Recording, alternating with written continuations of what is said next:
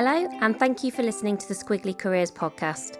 I'm Sarah Ellis, one of your hosts, and welcome to our Ask the Expert second series. The idea of these conversations is to continue exploring specific skills that we hope will help us all as we continue to navigate our careers and a world of work that has got a whole lot squigglier in 2020.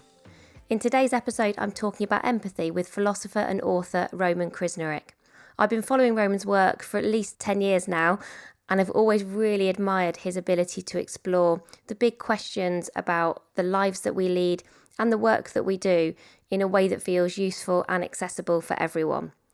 And his book, Wonderbox, is definitely in one of my top 5 most recommended non-fiction reads. And today we're really exploring one of his other books, which is about empathy, why it matters and how to get it. Roman's perspective on empathy is really powerful, and I could have listened to his words of wisdom all day. It's such a pleasure to speak to him.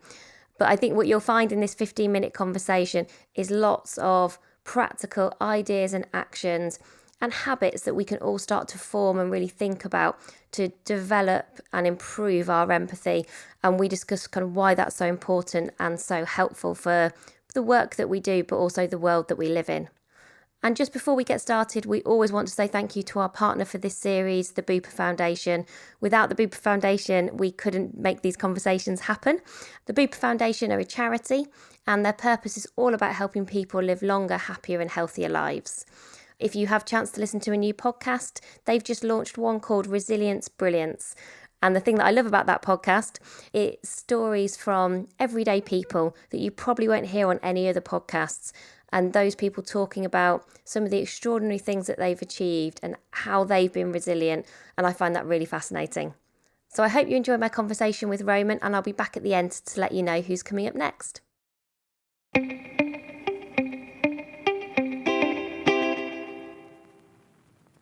Roman, thank you so much for joining us for today's Squiggly Career conversation. Really appreciate you taking the time to talk to our listeners. Well, I'm hugely looking forward to the conversation. And today's focus is all about empathy. I know you've actually got a new book out right now, but when I got in touch with you, I said I want to go back to a book that you've written a few years ago, because I think empathy feels particularly relevant right now.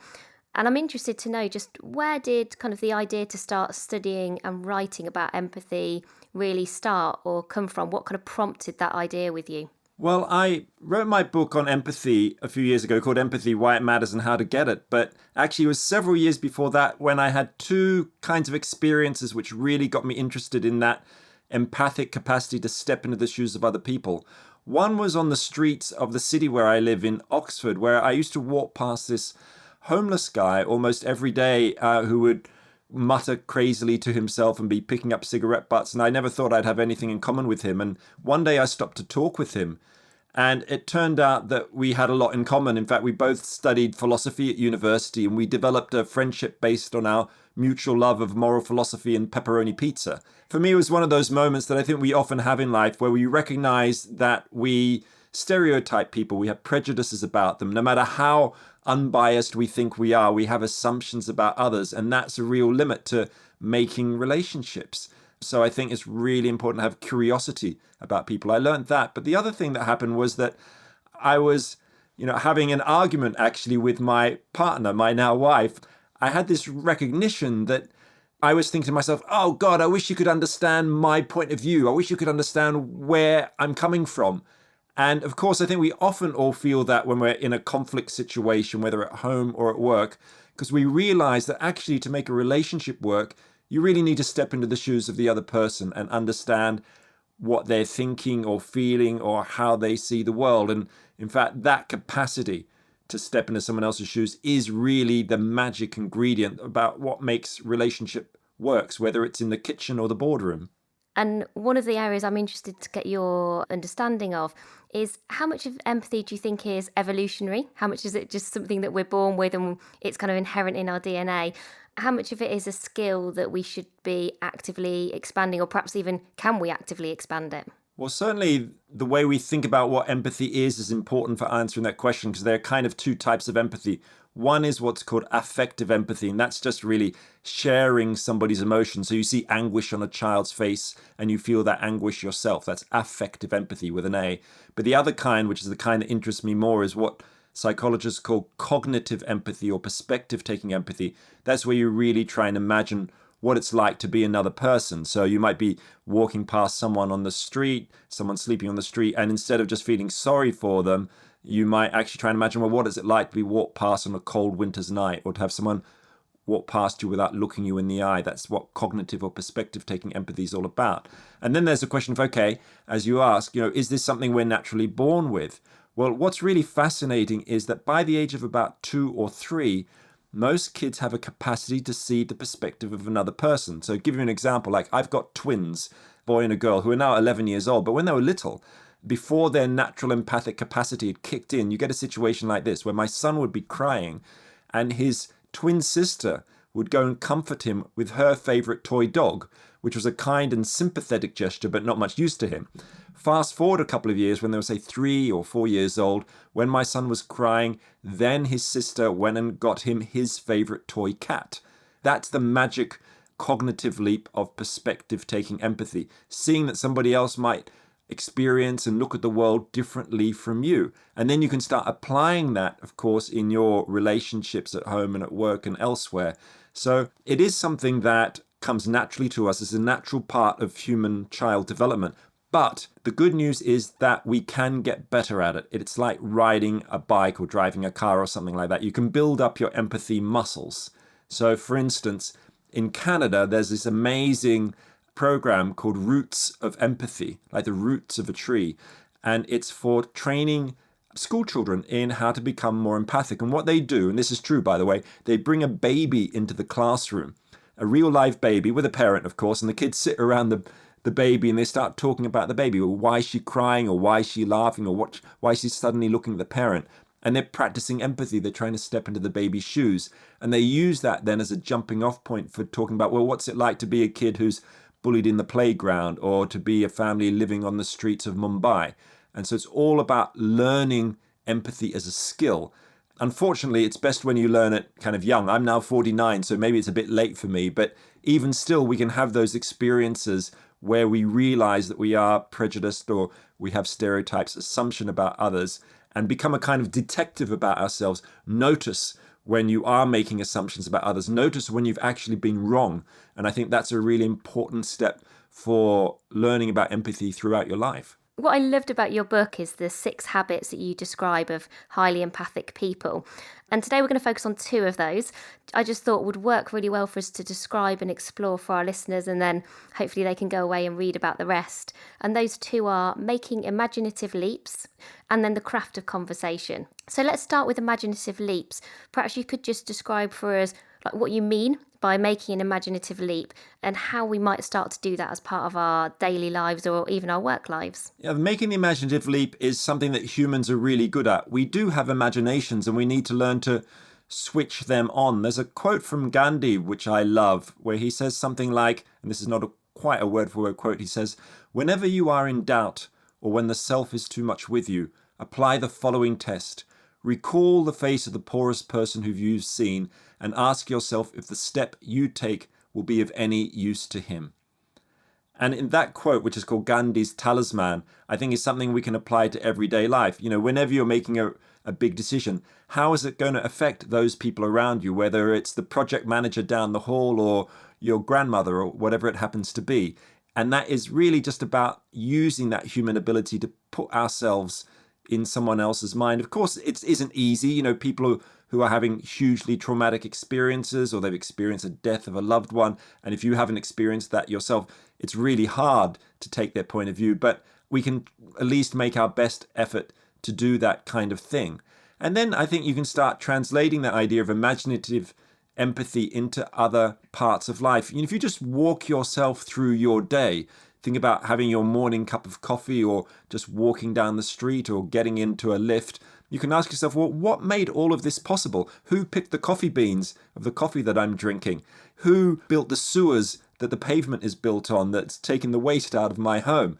who constructed the lift. All these kinds of things are a way of trying to bring the human back into our lives, which are often very distant from the human. Pick up your iPhone. Who was it that was involved in making this, whether it's a factory in China or mining some of the minerals in Bolivia or Sierra Leone? And I think these are ways, of filling our imaginations with real humanity. And I think that is one of the key ingredients of empathy, to continually try to imagine somebody else's experience of life. You can do it in other ways too. You can read a Tolstoy novel and start journeying into other people's minds. You can go and watch films too.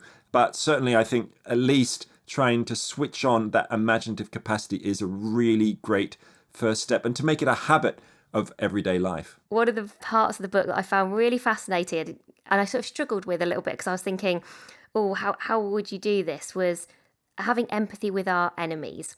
And I just wondered how you found that process of kind of empathizing with enemies and what that might look like for people. Yeah, that phrase empathizing with enemies that I use in the book is really a broad term, just to mean the kind of conversations we have, and sometimes conflict, with people whose views are different from us. It could be a neighbor and you're having a dispute about, whether you should be cutting the branches off the ash tree, or it could be someone who you maybe violently disagree with because they hold racist views or views different from your religion or whatever it happens to be. And there's a real question of, well, how do we overcome those differences?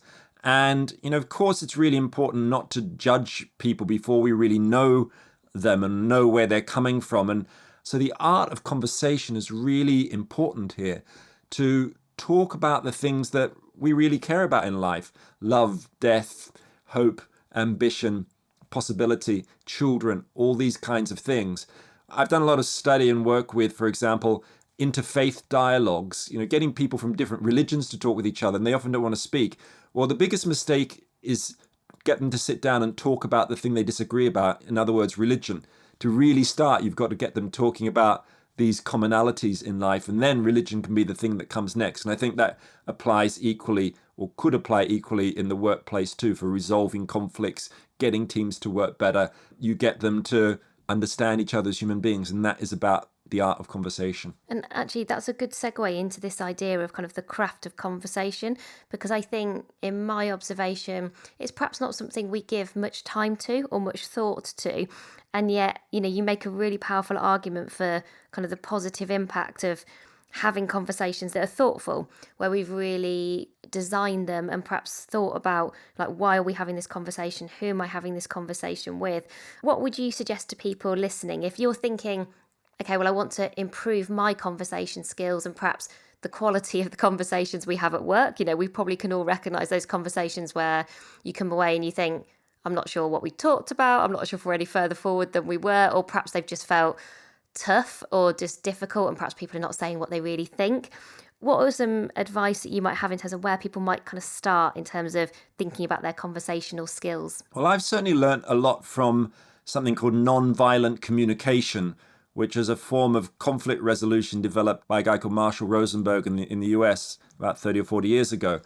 He says there's 3 things that are really important for making conversations work. One is to be really present to the other person. In other words, don't keep checking your phone all the time. The second thing is to listen out for the other person's feelings. And the third thing is to listen out for their needs. In other words, when you're talking with somebody, it's all about the art of listening when it comes down to it. Conversation is not about you talking necessarily. It's about becoming a better listener, not interrupting, and try and think about, what are those person's feelings and needs? What are they really trying to say behind what they are saying? But of course, there is the other side of it, which is about making yourself vulnerable, being open. And I think people like writers like Brené Brown have articulated this really well, that you've got to, in a way, sort of show, not necessarily weaknesses, but show in a kind of emotional openness. And that can be really hard, particularly in macho work cultures, where I've spoken to, investment bankers in Goldman Sachs and that kind of place. I said, well, I can't show weakness. I can't show vulnerability, all this empathy stuff. That's just a hopeless soft skill. But actually, when it comes down to it, I think those skills are actually what help you get through the really difficult times. Of course, there's evidence showing that the more sociopathic people often rise to the top of organizations because they make those cruel decisions and that kind of stuff, sacking people and so on. But in the end, I think empathy is going to be the ultimate skill of the workplace, particularly empathic listening. We know that the artificial intelligence and automation are coming our way, coming into so many businesses and industries. But the one thing that humans have above machines, at least at the moment, is the capacity to make relationships, the capacity to empathize. Machines aren't very good at that yet. And I think our USP really is to practice that art of empathic understanding, conversation, and listening. We always ask our guests at the end of interviews to share your best piece of career advice for our listeners. It can be your own advice. It could be words of wisdom that perhaps you've had from friends or family that's just really stuck with you, or just something you'd like to share today. Well, for many years, I used to work at a place called the School of Life, and I used to teach classes on career change. And I wrote a book called How to Find Fulfilling Work. And after all my years of my own job experiments and talking to hundreds, even thousands of people about their careers, I came up with 4 words of ultimate career advice. Very obvious, which is this: act first, think later. In other words, if you're trying to make a decision about what to do next, don't spend hours and years and months prevaricating and writing and rewriting your CV. Just go out and start volunteering, shadowing, taking action. It's a little bit risky, but ultimately that's how we experience a sense of radical aliveness and find purpose in life. Thank you for listening today. I hope you found the episode as inspiring and motivating and thought-provoking as I did.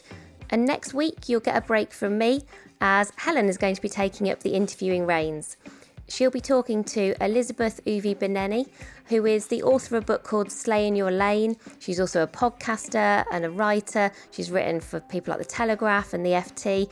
And together they're going to be talking about confidence. And I know right now, actually, confidence is a real challenge for many of us with so much uncertainty happening in our careers right now. So I think that'll feel a really meaningful kind of topic to explore in more detail. And if you're enjoying these episodes and you do have a spare 5 minutes, rating, reviewing, subscribing the podcast makes a massive difference to us, and it's something that we really do appreciate. So thank you in advance if you get time to do that. And that's everything for this week. Thank you once again for listening, and look forward to speaking to you again soon. Bye for now.